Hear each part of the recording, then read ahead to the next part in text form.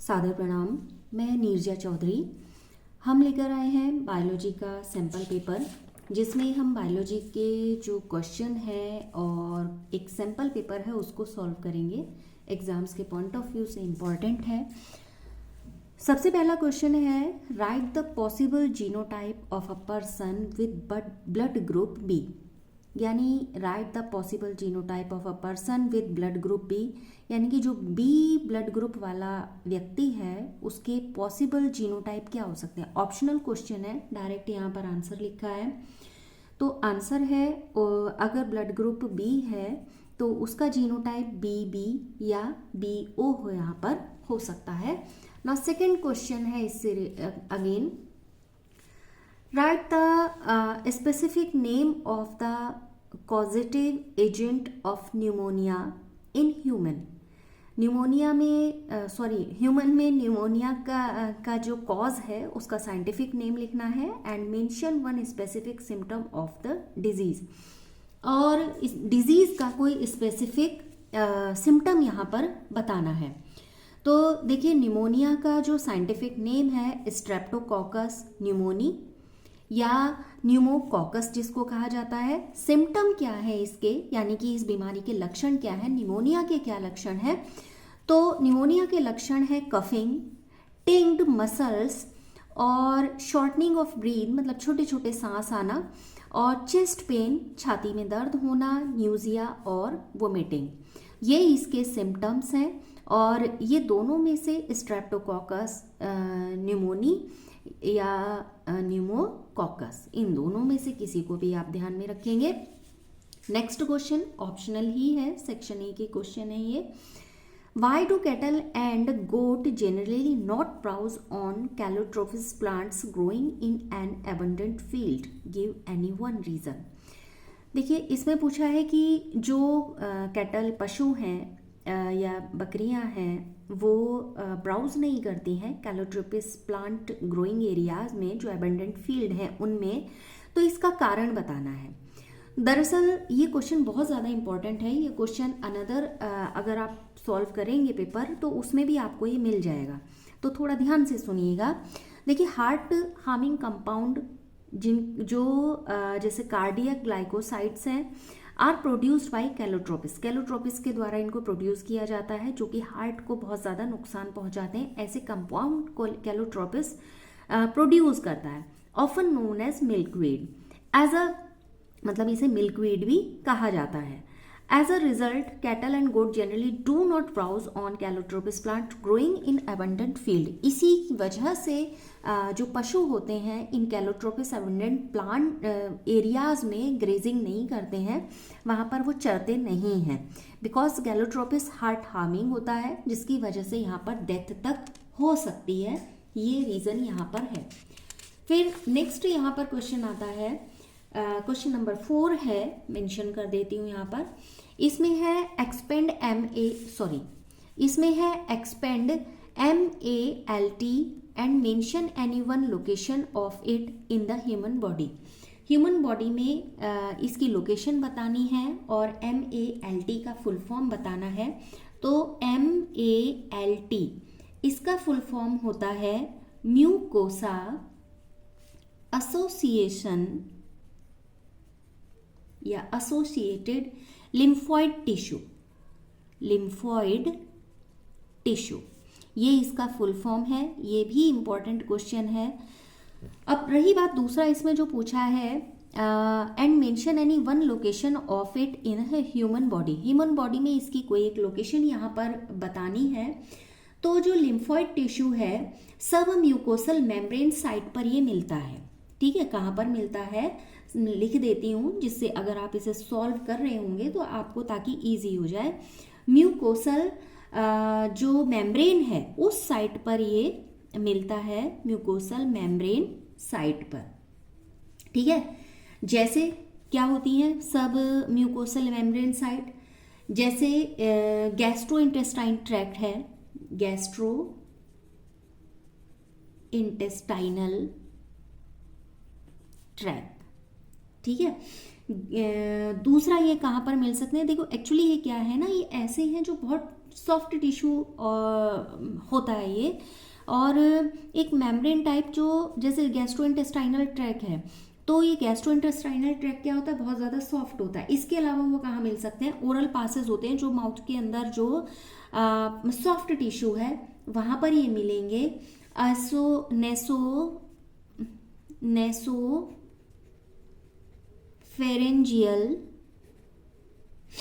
Track पर मिलेंगे। दूसरा थायराइड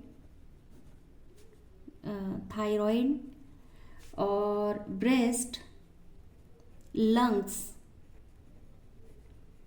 सिलेवरी ग्लैंड, जितना सॉफ्ट टिश्यू है ये सारे वहाँ पर मिलेंगे।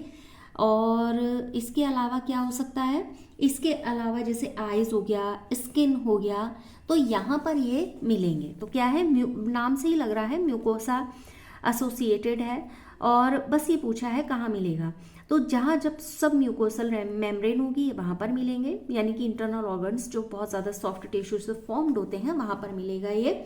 जैसे आपके लिखा है ओरल पासेज हैं, गैस्ट्रोइंटेस्टाइन ट्रैक है, सिलेवरी ग्लैंड है, आईज है, नेजोफेरेंजियल ट्रैक है, थायराइड है, यहाँ पर मिलेंगे। अब रही बात, नेक्स्ट क्वेश्चन है, right the dominant trait in a P plant observed by Mendel with respect to color of pea pod and flower position। इन दो के बेस पर इसको समझाना है, डोमिनेंट ट्रेट बताना है। देखिए सबसे पहला इसको लेते हैं हम, कलर ऑफ पी पोड। यहाँ पर दो तरीके के कलर को यूज किया गया था या लिया गया था। एक था इसमें येलो और एक कलर था ग्रीन। जो पी पॉड कलर लिया गया है, पीले बीज और हरे बीज, जिनमें येलो कलर क्या था, इस ग्रीन पर डोमिनेटिंग कलर था, यानी कि डोमिनेंट था। क्लियर हो गया ना। अगेन फ्लावर पोजीशन, इसमें फ्लावर पोजीशन के बेस पर दो थे।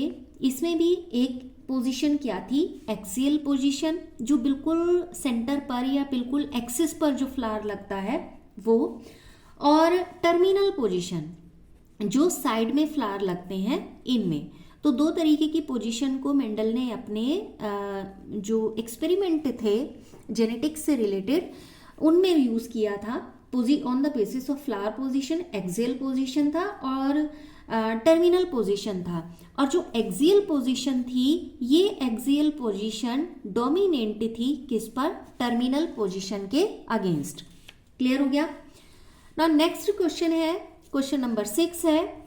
इसमें है after separation of DNA fragments by gel electrophoresis. Important है, जेल इलेक्ट्रोफोरेसिस से रिलेटेड क्वेश्चन आपको किसी ना किसी फॉर्म में जरूर मिल जाएगा। After separation of DNA fragments by gel electrophoresis and staining with ethidium bromide.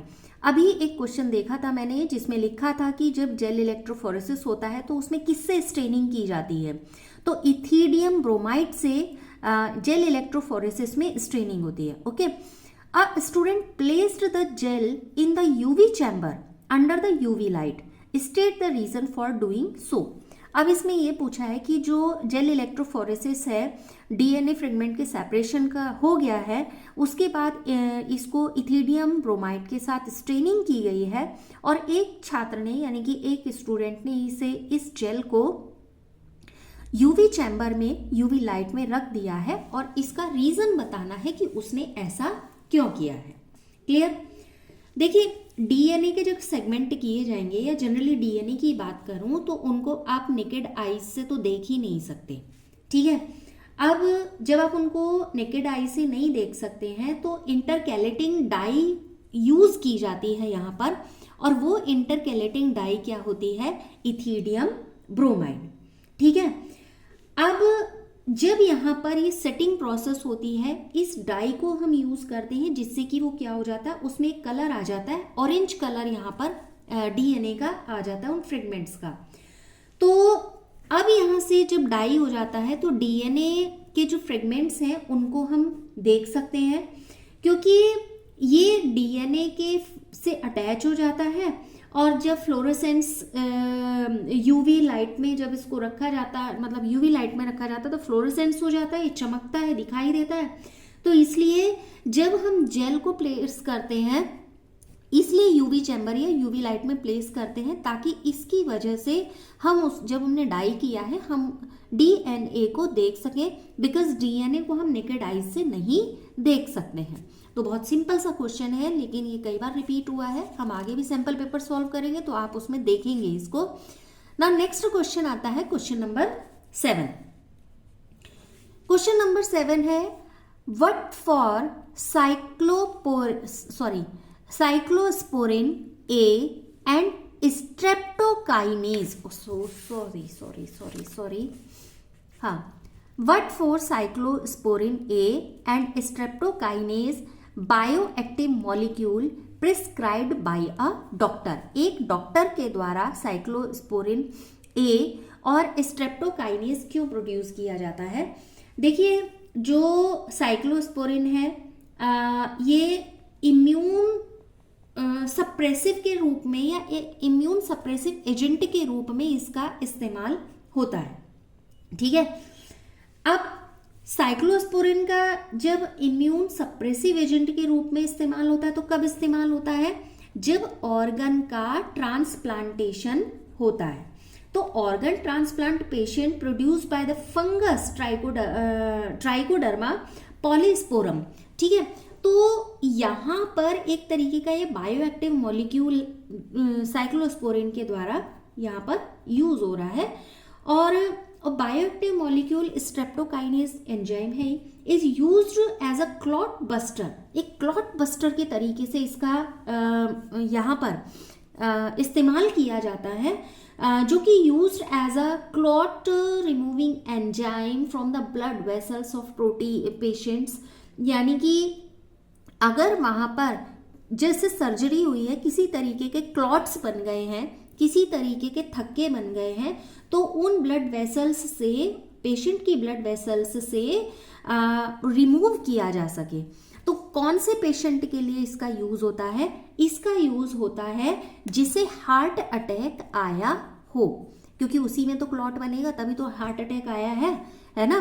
तो यहाँ पर फिर से रिपीट कर देती हूँ कि फॉर साइक्लोस्पोरिन ए किस लिए इस्तेमाल होता है? साइक्लोस्पोरिन ए इम्यूनो सप्रेसर के तरीके से इस्तेमाल होता है। किन में इस्तेमाल होता है? जिनका ऑर्गन ट्रांसप्लांटेशन होता है। ओके, रही बात स्ट्रेप्टोकाइनेज हार्ट अटैक जिस पेशेंट को आया हो उसके लिए इस्तेमाल होता है। और ये जो क्लॉटिंग हो गई है उस क्लॉटिंग को वहां से रिमूव करने के लिए यूज किया जाता है ताकि पेशेंट को रिलीफ मिल सके। ना क्वेश्चन नंबर 8 है, नेक्स्ट क्वेश्चन है जिसमें दिया है right the full name of the technique use for the transfer of early embryo into the uterus of the mother for further development. मतलब आपको उस टेक्निक का नाम लिखना है जिसमें अर्ली एम्ब्रियो को मदर के यूट्रस में ट्रांसफर किया जाता है ताकि नेक्स्ट डेवलपमेंट प्रोसेस वहां पर कंप्लीट हो सके। Write the minimum number of blastomeres to embryo must have before being transferred. इसमें ये बताना है कि कितने ब्लास्टोमियर्स यहाँ पर मिनिमम होने चाहिए जिसकी वजह से ट्रांसप्लांटेशन हो सके। सबसे पहले तो पूछा गया है कि टेक्निक का नाम क्या है। तो देखिए, अगर यूट्रस में, याद रखने जैसा नहीं है, इसको आप समझेंगे तो आप ऐसे ही कर लेंगे। मदर के यूट्रस में यहाँ पर इसको ट्रांसप्लांट किया गया है और आगे का डेवलपमेंट होना है। दैट मीन्स ये फर्टिलाइज्ड हो चुका है आउटर मीडियम में, यानी कि लैब में उसको फर्टिलाइजेशन प्रोसेस से इनिशिएट किया जा चुका है और दोनों गैमेट मिल चुके हैं और दैट इज द जाइगोट। तो zygote intra fallopian transfer. Now name of technique is ZIFT। तो ZIFT का इसमें इस्तेमाल किया जाएगा, यानी कि जाइगोट इंट्रा फेलोपियन ट्रांसफर। कहा गया? जाइगोट को ट्रांसफर कराएंगे तभी तो फर्दर डेवलपमेंट यहां पर होगा। अब ये एक्चुअली ZIFT है क्या? ZIFT एक तरीके का आर्टिफिशियल रिप्रोडक्टिव टेक्निक है। आर्टिफिशियल रिप्रोडक्टिव टेक्निक मैं लिख देती हूं यहां पर, क्योंकि जनरली पूछा जाते हैं ये वाले क्वेश्चन। आप प्रैक्टिकल देंगे, वाइवा देंगे तो भी ये क्वेश्चन इस तरीके के पूछे जा सकते हैं। ठीक है, अब इसमें क्या होता है? इस टेक्निक में होता है कि जो एग सेल है removed from the women's ovary, वहां से सेपरेट किया गया वुमेन्स ओवरी के द्वारा, वुमेन्स ओवरी से, and fertilise in the laboratory, यानी लैब में उसका फर्टिलाइजेशन हो गया है और वो जाइगोट बन रहा है। The transfer of zygote and early embryo up to the 8 blastomeres. How many blastomeres are used there? There are 8 blastomeres. अगर 8 ब्लास्टोमियर, 8 सेल्ड ब्लास्टोमियर से मतलब है मेरा, अगर यहाँ 8 ब्लास्टोमियर बन गए हैं उसके बाद ही यूट्रस में उसका ट्रांसप्लांटेशन होगा, यानी कि यूट्रस में उसको भेजा जाएगा। और इसके बाद अभी डायरेक्टली यूट्रस में नहीं भेजा जाता है, हमने जब ZIFT लिखा है दैट मीन्स फेलोपियन ट्यूब में उसको ट्रांसफर किया जाता है। ओके, तो ये वो स्टेज होती है जिसके बाद मदर फर्दर डेवलपमेंट के लिए प्रिपेयर होती है, यानी कि फर्दर डेवलपमेंट जो भी होना है वो कहाँ पर होगा? अब यूट्रस में होगा। But due to some reasons यहाँ पर फीमेल जो होती है वो किसी तरीके का फर्टिलाइजेशन प्रोसेस नहीं कर पाती है, तो इस तरीके की टेक्निक्स को यहाँ पर यूज किया जाता है। ना अगेन क्वेश्चन है हमारा कि एजर्शन और रीजन से रिलेटेड, एजर्शन और रीजन से रिलेटेड क्वेश्चन में देखिए कई बार आप जब एजर्शन और रीजन वाले क्वेश्चंस पढ़ते हैं तो आपको ऐसा लगता है वो ये भी सही था, ये भी सही था, ये भी सही था, सारे ही सही थे तो गलत था क्या? तो एजर्शन और रीजन में सही करने का एक बहुत सिंपल सा तरीका है। वो सिंपल सा तरीका ये है कि जब आप एजर्शन और रीजन दोनों पढ़ रहे हो, अगर वो दोनों एक दूसरे से कम्प्लीमेंट्री लगते हैं, यानी कि ऊपर वाला जो सेंटेंस है नीचे वाले सेंटेंस को किसी तरीके से सपोर्ट कर रहा है, that means you will find answer. Okay, अगर किसी वजह से लगता है हाँ जी ये भी सही था, ये भी सही था, लेकिन दोनों इररिलेवेंट थे, क्योंकि सपोज मान लीजिए हमने कहा सीता बहुत गोरी है और मधु बहुत लंबी है फॉर एग्जाम्पल, तो बातें दोनों ठीक हो सकती है, बट एजर्शन हमने कहा सीता बहुत गोरी है और रीजन हमने कह दिया मधु बहुत लंबी है, लेकिन ये दोनों बातें सच होने के साथ साथ ना तो दोनों सही हैं बट दोनों एक दूसरे को एक्सप्लेन नहीं कर रहे हैं। तो एजर्शन और रीजन में आप बहुत ढंग से जानते हैं कि हमें 4 ऑप्शन यहाँ पर मिलते हैं। ठीक है, इन 4 ऑप्शन को पहले मैं लिख देती हूँ यहाँ पर ताकि आप उसे समझ जाएं। पहला जो आपको ऑप्शन मिलेगा जिसमें वो कहेगा कि एजर्शन और रीजन दोनों सही है और जो रीजन है वो एजर्शन का क्या है? करेक्ट एक्सप्लेनेशन है, मतलब उस चीज को क्या कर रहा है? वो एक्सप्लेन कर रहा है, दोनों सही है। ठीक है, दूसरा ऑप्शन आपको मिलेगा एजर्शन भी सही है, रीजन भी सही है, बट रीजन क्या कर रहा है? Not correctly explain. क्लियर हो गया? तीसरा ऑप्शन आपको मिलेगा जिसमें एजर्शन तो सही है बट रीजन क्या है? गलत है। और लास्ट ऑप्शन उसमें आपको मिलेगा जिसमें एजर्शन भी गलत है और रीजन भी गलत है। क्लियर हो गया? अब रही बात हमारा पहला क्वेश्चन है, इसमें पहला क्वेश्चन ये है कि एजर्शन मतलब क्वेश्चन से मेरा मतलब है एजर्शन ये है statutory ban on amniocentesis for sex determination is not legally check increasing female foeticide, यानी कि एम्नियोसेंटेसिस को बैन किया गया है, लीगली बैन किया गया है। मोस्टली लोग क्या करते थे, लीगली मतलब लीगल नहीं है कि आप फीमेल फीटोसाइट यहाँ पर कर सके या फिर सेक्स डिटर्मिनेशन कर सके, जनरली बोल रही हूँ। रीजन इसका क्या है? इन एम्नियोसेंटेसिस, यानी कि एम्नियोसेंटेसिस में हिंदी में बहुत भयंकर अर्थ है इसका, फिर भी मैं बोल दे रही हूँ, उल्वोवेधन जिसको बोला जाता है। एम्नियोसेंटेसिस मतलब उल्वोवेधन। Some of the amniotic fluid that has the developing fetus is taken to the analyze the chromosome in the fetal cell. Reason ये दिया है कि एम्नियोसेंटेसिस में एमनियोटिक फ्लूइड को कलेक्ट किया जाता है जो डेवलपिंग फीटस से रिलेटेड होता है और उसमें ये एनालाइज किया जाता है कि किसी तरीके का फीटस में या फीटल सेल में किसी तरीके का क्रोमोसोमल डिसऑर्डर तो नहीं है। अब यहाँ ये कह रहा है कि बैन है on amniocentesis for sex determination is not legally checked increasing female fertility. Answer है इसका कि एजर्शन और रीजन दोनों सही है, क्लियर। बट जो एमनियोसेंटेसिस है ये तो ये बता रहा है कि एमनियोसेंटेसिस क्यों किया जाता है, अब ये कह रहा है कि वो बैन है, तो ये दोनों तो बिल्कुल कहीं से रिलेवेंट हो ही नहीं रहे हैं। यहाँ ये हो सकता था कि एमनियोसेंटेसिस को अगर बैन नहीं किया जाता तो जो गर्ल चाइल्ड है उनके डेथ रेट को बहुत ज़्यादा, या फीटस जो अबॉर्शन केसेस हैं वो बहुत ज़्यादा बढ़ सकते थे। तो यहाँ पर एजर्शन और रीजन दोनों सही हैं, और reason is the correct explanation of the assertion. ये स्पष्ट कर रहा है कि एमनियोसेंटेसिस में ही हम जांच तो इसलिए कराई जाती है ताकि क्रोमोसोमल डिसऑर्डर को या क्रोमोसोमल किसी भी तरीके का डिफेक्शन है उसको हम यहाँ पर जान लें। लेकिन लोग इसका यूज कैसे कर रहे हैं, लोग यूज कर रहे हैं सेक्स डिटर्मिनेशन में, तो इसलिए यहाँ पर इसका एक्सप्लेनेशन है कि इसको बैन किया गया है। तो हमारा जो ऑप्शन ए है, mean to say assertion is correct and reason is correct, and reason is a correct explanation of assertion. Assertion का करेक्ट एक्सप्लेनेशन ये यहाँ पर कर रहा है। नाउ नेक्स्ट अगेन एजर्शन और रीजन रिलेटेड क्वेश्चन है आपका।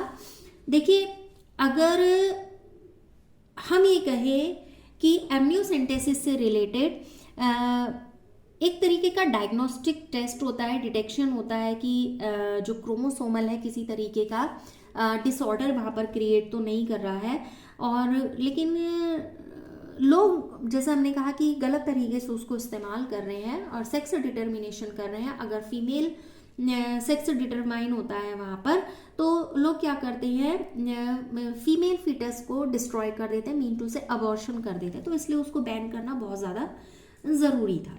क्लियर हो गया। नाउ नेक्स्ट है विदाउट एनी डिटेल, करेक्ट सिर्फ आंसर बोलने वाली हूं मैं। एजर्शन है कि our law permit legal adoption and it is as yet, मतलब हमारे लॉज अडॉप्शन के लिए लीगली परमिट करते हैं। One of the best method for childless couple looking for parenthood, ये एक अच्छा तरीका हो सकता है उन लोगों के लिए जिनके बच्चे नहीं हैं और वो अपनी जो पेरेंटहुड है उसको देखना चाहते हैं या उसको सरवाइव करना चाहते हैं। रीजन है emotional, religious and social factor are also know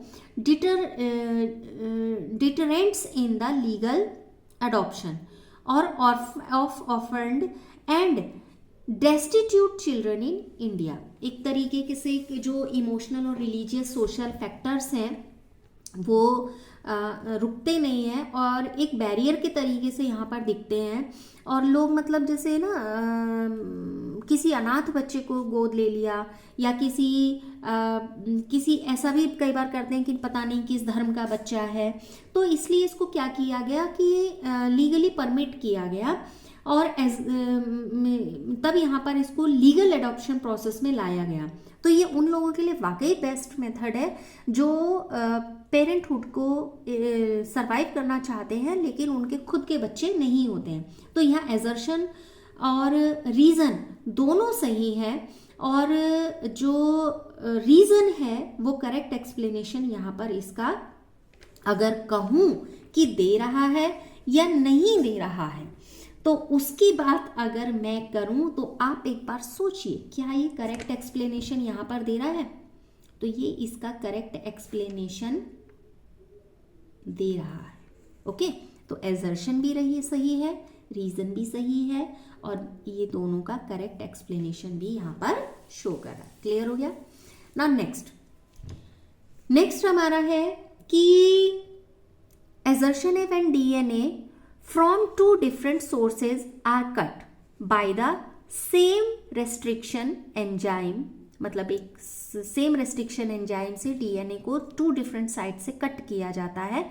the resultant DNA fragment have different kind of sticky and, जो भी डीएनए बनता है उसके 2 डिफरेंट स्टिकी एंड यहाँ पर होते हैं। क्लियर हो गया। ये तो होता ही नहीं है क्योंकि सही है नहीं, चलिए फिर भी यहाँ पर रीजन पढ़ते हैं। These can be joint together end to end using DNA ligase, कि इन दोनों को डीएनए लाइगेज से हम क्या कर सकते हैं, जोड़ सकते हैं। तो सीधी सी बात, ना ये सही है ना ये सही है, तो एजर्शन और रीजन दोनों ही यहाँ पर क्या है, गलत है। ऑप्शन इसमें होगा हमारा डी। ना नेक्स्ट क्वेश्चन है इससे रिलेटेड 13 शायद मे बी 13 नंबर है I think.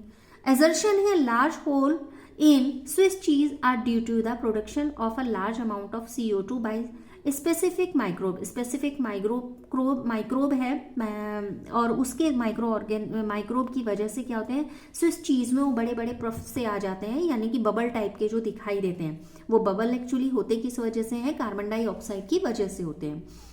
Reason is the specificity of the characteristics, texture, flavor and taste of the Swiss cheese is due to the use of bacterium Propionibacterium shermanii। इसकी वजह से ऐसा होता है, ऐसा कहा गया है। देखिए दोनों सही है, क्योंकि बैक्टीरिया का यूज़ किया जाता है, माइक्रोब का यूज़ किया जाता है, प्रोपियोनिबैक्टीरियम। इस प्रोपियोनिबैक्टीरियम की वजह से ही वहाँ पर थोड़ा सा उसमें टेस्ट भी आता है और थोड़ा सा टेक्सचर डिफरेंट हो जाता है, तो ये तो सही है। एक बार इसको देख लेते हैं। जो उसमें पफ जैसे आप बन खाते हैं उन या ब्रेड खाते हैं, तो ब्रेड में भी ऐसे ही होते हैं, बीच बीच में बबल बबल टाइप के दिखाई देते हैं, तो CO2 वहाँ से जो रिलीज होती है उसकी वजह से होता है। तो यहाँ पर एजर्शन और रीजन दोनों ठीक हैं, लेकिन जो रीजन है इस एजर्शन का करेक्ट एक्सप्लेनेशन नहीं कर रहा है। वो ये कह रहा है कि बैक्टीरियम है, इसकी वजह से उसमें टेक्सचर आता है, इसकी वजह से उसमें फ्लेवर आता है, इसकी वजह से उसमें क्या होता है, स्पेसिफिक कैरेक्टरिस्टिक है यहाँ पर स्विस चीज का, तो और इसके लिए ही यूज किया जाता है बैक्टीरियम। नो, हो सकता है, बट वो ये कह रहा है कि यहाँ पर क्या होते हैं, बड़े बड़े से वो प्लफ्स आ जाते हैं, बड़े बड़े से होल बनते हैं, तो उसके लिए ये जिम्मेदार नहीं है, उसके लिए कार्बन डाइऑक्साइड जिम्मेदार है। सेंटेंस ये भी सही है, ये भी सही है, but this is not a correct explanation of assertion. So option I think B is correct. I think नहीं, I am sure B is correct. Think इसलिए बोला क्योंकि मैं ये भूल गई कि ABCD में क्या लिखा था। देखिए चीज इज, फिर से एक बार करें, फ्रेगमेंटेड मिल्क है, ये तो सब जानते हैं। Particularly type of the cheese that are characteristic by the presence of the large hole, clear, ये लिखा ही है यहाँ पर। अब ये प्रोडक्शन होता है लार्ज अमाउंट पे कार्बन डाइऑक्साइड का, बैक्टीरियम की वजह से होता है, इसकी वजह से होता है, क्लियर हो गया। द यूनिक कैरेक्टरिस्टिक पर्टिकुलर चीज like texture flavour come from the microbes used, but here is a question that what is the reason of large hole? Now reason is carbon dioxide. This is correct, this is correct, but this is not a correct explanation of assertion. Now next है हमारा assertion and reason। assertion और reason में next है हमारा ये, the progenies of a test cross can be easily analyzed to predict the genotype of the test organism। यहाँ पर test cross से हम क्या कर सकते हैं, प्रिडिक्ट कर सकते हैं जीनोटाइप को। रीजन है, in a typical test cross an organism showing a recessive phenotype is crossed with the recessive parent instead of the self crossing. एक टेस्ट क्रॉस किया गया किसी ऑर्गेनिज्म का जिसमें रिसेसिव फिनोटाइप को क्रॉस किया गया, recessive parent instead crossed with the recessive parent instead of self crossing. Self crossing ना कराकर यहाँ पर रिसेसिव पेरेंट के साथ ही इसका क्रॉस किया गया है। तो क्वेश्चन ये पूछा गया है कि व्हाट इज द मतलब रीजन क्या ये दोनों यहाँ पर करेक्ट है। देखिए टेस्ट क्रॉस जो है, जो प्रोगेनीज हैं उनका test cross can be analysed to predict the genotype of the test cross test organism. Test जो भी ऑर्गेनिज्म हमने टेस्ट में पार्टिसिपेट करने के लिए लिया है, हम उसका जीनोटाइप प्रेडिक्ट कर सकते हैं, that is true. Okay, in a typical test cross an organism showing recessive phenotype, ये सही नहीं है, ये गलत है। तो रीज़न फॉल्स है यहाँ पर, क्योंकि टिपिकल टेस्ट क्रॉस जो होता है उसमें एक ऑर्गेनिज्म हम डोमिनेंट फिनोटाइप का लेते हैं और इसको फिर जब हम क्रॉस कराते हैं रिसेसिव पेरेंट के साथ, क्रॉस कराते हैं तो जो प्रोगेनी है वो एक क्रॉस यहाँ पर जो मिलेगा वो इजीली आइडेंटिफाई किया जा सकता है, एनालाइज किया जा सकता है और जीनोटाइप को हम यहाँ पर प्रिडिक्ट कर सकते हैं। तो एजर्शन सही है बट रीजन यहाँ पर सही नहीं है। क्लियर हो गया। फिर आता है नेक्स्ट में आपका क्या है कि एक पैसेज है, ये पैसेज के अकॉर्डिंगली कुछ क्वेश्चंस दिए हुए हैं, उन क्वेश्चंस को यहाँ पर सॉर्ट आउट करना है। पैसेज क्या है? पैसेज है कि acacia plant are particularly common in drier tropical and subtropical environments in the world. The swallowed thorn acacia, which form obligate mutualism with Pseudomyrmex, a species of ants, are restricted to the New World. Swallowed thorn acacia show several characteristics related to their obligate association with ants, including enlarged thorns with a soft, easily excavated pith, year-round leaf production, and large foliar nectaries and leaflets tip modified into concentrated food source called Beltian bodies. The thorns provide living space while the foliar nectaries provide a source of sugar and liquid. Beltian bodies are a source of oil and protein. Resident ants vigorously guard these sources against encroachment by nearly all comers, including other plants. This is the passage.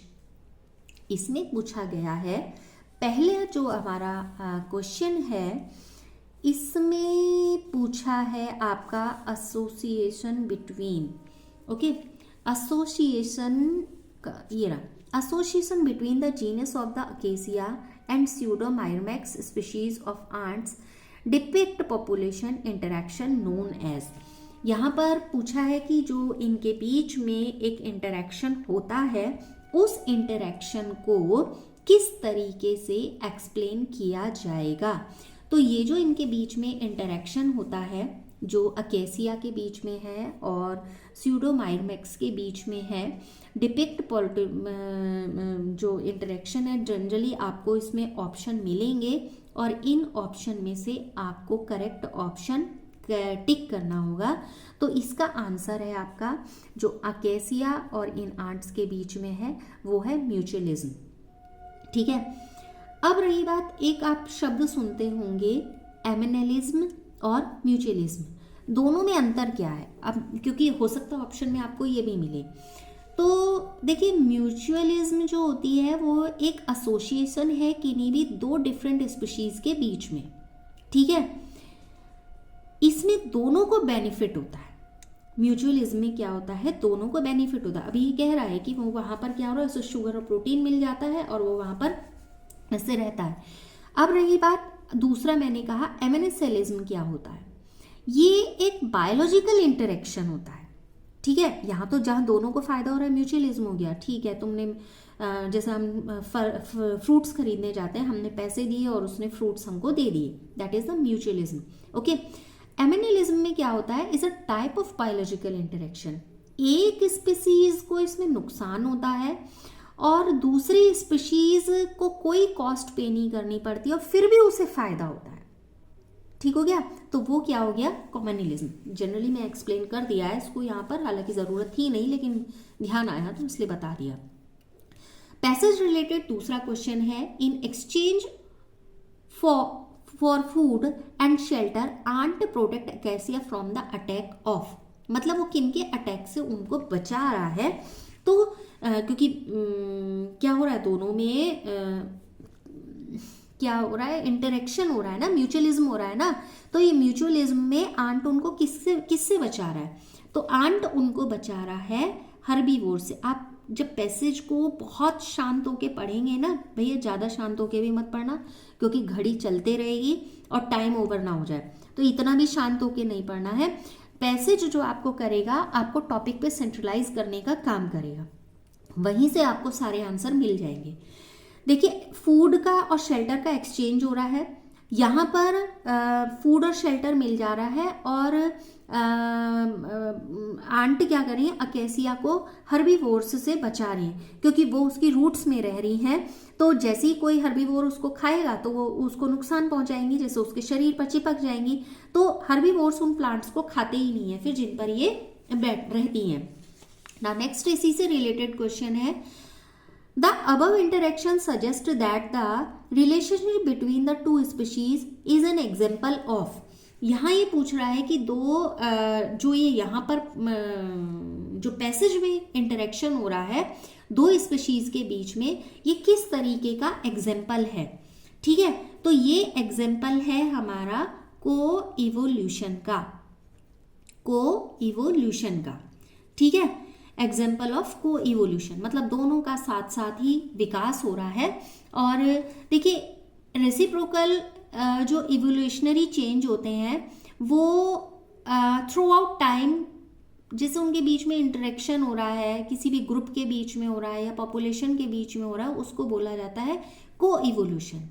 ठीक है, most of frequencies यहाँ पर क्या करते हैं, distinct species की मैं बात कर रही हूँ, जैसे उनमें कुछ होस्ट पैरासाइट हो सकते हैं, प्रीडेटर्स होते हैं और प्लांट पॉलिनेटर होते हैं। तो फिलहाल यहाँ की बात करते हैं को इवोल्यूशन को, ये दोनों on the basis of this passage यहाँ पर शो कर रहे हैं ना। नेक्स्ट है, इसी से रिलेटेड है, the removal of resident ants from the acacia will lead to.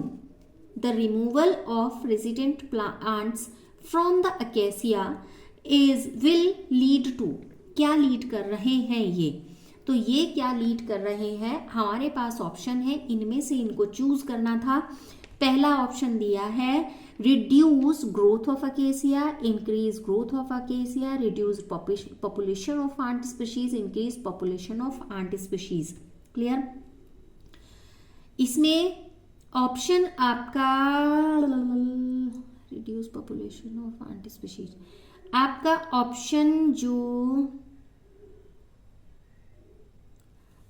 ये भी सही है और ये भी सही है, reduce growth of acacia, reduce removal of resident ant. ठीक है, रिड्यूस पॉपुलेशन ऑफ आंट, अगर वहां से आंट्स को हटा दिया जाएगा तो अकेसिया भी खा लिए जाएंगे और आंट्स की भी पॉपुलेशन यहाँ पर कम हो जाएगी, क्योंकि उसको हर्बीवोर्स खाना शुरू कर देंगे फिर।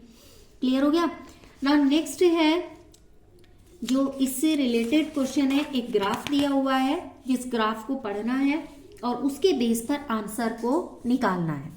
ठीक है, ग्राफ प्लॉट किया है यहाँ पर मैंने समझने के लिए।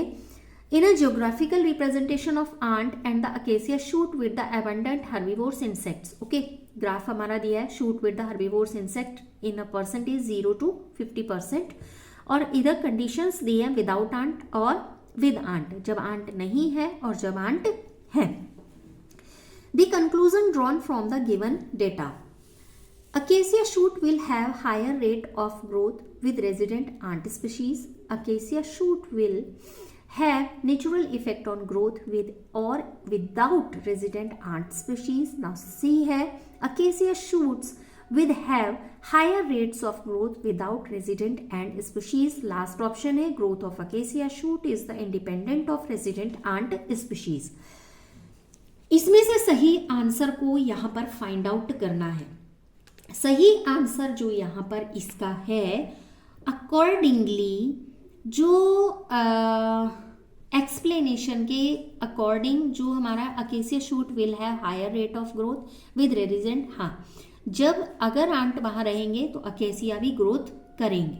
ठीक है, अभी लास्ट वाला जो क्वेश्चन था सेम क्वेश्चन था लमसम, क्योंकि उसमें भी यही पूछा था कि दोनों के अगर मान लीजिए आंट को वहां से रिमूव कर दिया जाए तो क्या होगा, अकेसिया खत्म हो जाएगा, आंट की पॉपुलेशन कम हो जाएगी। तो यहाँ पर भी सेम है कि ये क्या कर रहा है, हायर रेट होगा अकेसिया का with the resident ant, ant के रेजिडेंट के साथ यहाँ पर। क्लियर हो गया। एक और पैसेज बेस्ड क्वेश्चन है, इसको भी ले लेते हैं, और इस पैसेज में आपको मैं पढ़ देती हूँ पैसेज क्या है। Experiments involving cloning gene and expressing proteins required the use of host cell to receive the foreign cloned gene. In some experiments, prokaryotes such as E. coli and Bacillus subtilis and eukaryotes such as budding yeast यानी कि Saccharomyces are used as host cell for DNA cloning. The host cells are relatively easy to grow in the laboratory and have been studied extensively for decades. Their genetics have been well understood and therefore can be manipulated to make them appropriate host. Many types of cells can be converted into biochemical factories using RNA technologies to produce various kinds of biomolecules. E. coli and Bacillus subtilis are both commonly used as host cell for DNA cloning. Fortunately, humans have become very experienced at cultivating microbes cheaply and efficiently on large and small production scale. Over the centuries, brewers and bakers have learned to employ yeast cell to manufacture beer, bread, related food products. In terms of impact on the human health, probably the most important product made by bacteria are antibiotics. Okay, now question है basis the most common used eukaryote microorganisms used in biotechnology. अभी पढ़ा हमने Saccharomyces cerevisiae है, यानी कि Saccharomyces या SC जिसको बोला जाता है वो यहाँ पर यूज़ किया जाता है. मैं लिख देती हूँ Saccharomyces, ठीक है. Cerevisiae CEREVISIAE.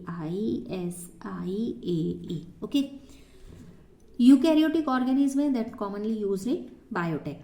ना सेकेंड इससे रिलेटेड क्वेश्चन है, over the centuries breweries and bakers have learned to employ yeast cell to manufacture many household products. Select the option with all the correct answer from the given list. नीचे आपको एक list दी हुई होगी, जिस इस list में से आपको अपना करेक्ट आंसर फाइंड आउट करना होगा. तो देखिए, जिनमें भी लिस्ट में तो कुछ भी हो सकता है, लेकिन जैसे डोसा हुआ, इडली हुआ, भटूरे हुए, ये सारी चीज़ें इस्तेमाल की जाती हैं. इन सारी चीज़ों में इसका इस्तेमाल होता है यीस्ट का, क्योंकि जिसमें भी हमें फर्मेंटेशन चाहिए होता है उसमें यीस्ट का इस्तेमाल होता है. फिलहाल अकॉर्डिंग टू ऑप्शन कुछ भी आप लिख सकते हैं, भटूरे लिख सकते हैं, ब्रेड लिख सकते हैं, डोसा लिख सकते हैं, इडली लिख सकते हैं, बाकी जो ऑप्शन दिए हैं वही लिखिएगा.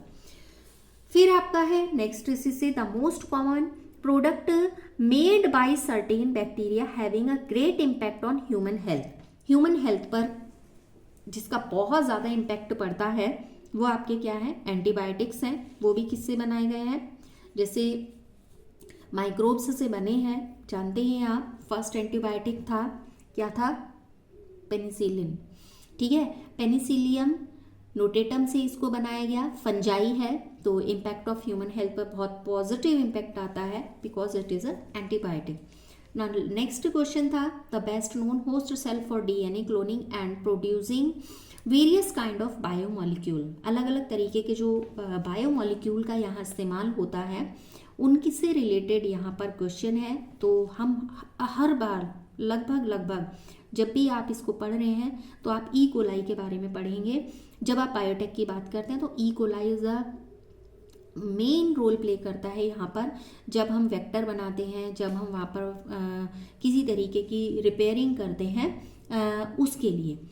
ठीक है, तो Escherichia coli the best known host cell for DNA cloning for producing various kind of biomolecule. Okay, तो that is the answer is E coli. Now last question of this passage. Last question है आपका the enzyme that is not required to manipulate the genetic of microorganisms so as to convert them into biochemical factories. तो lactose answer है इसका. lactose is not required to manipulate the genetics of the microorganism. तो इसको ये manipulation नहीं हो सकता है so as to convert them into biochemical factories. इसको कहाँ, biochemical factories में convert किया जाता है. तो फिलहाल आज के सेशन में इतने ही क्वेश्चन ले रहे हैं, आपके ऊपर बर्डन ना आए पढ़ाई का, तो इतने क्वेश्चन को आप तैयार कर लीजिएगा। ये क्वेश्चन लगभग 17-18 क्वेश्चन आज हमने लिए हैं, बाकी इसका सेक्शन बी, सी और डी बचा हुआ है। नेक्स्ट जो वीडियो अपलोड करेंगे हम उसमें उन क्वेश्चंस का एक्सप्लेनेशन करेंगे। आप कमेंट ज़रूर कीजिएगा, क्या आपको आंसर सही लगे, मतलब समझ में आए। सही तो सारे ही आंसर हैं, गलत आंसर तो अपलोड करूँगी ही नहीं, ठीक है।